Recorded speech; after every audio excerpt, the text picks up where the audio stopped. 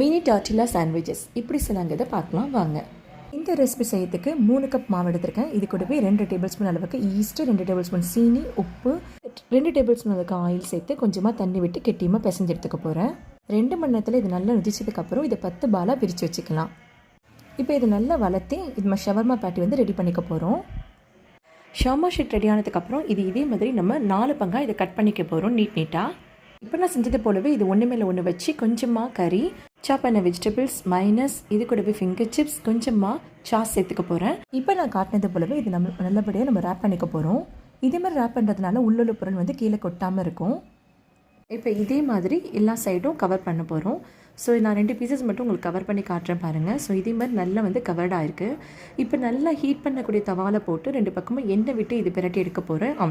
அவ்வளோதான் mini turtle sandwich ready ஆகிட்டு. இந்த ரெசிபி உங்களுக்கு பிடிச்சிருந்தா நம்ம சேனலுக்கு சப்ஸ்கிரைப் பண்ணுங்கள். தேங்க்யூ.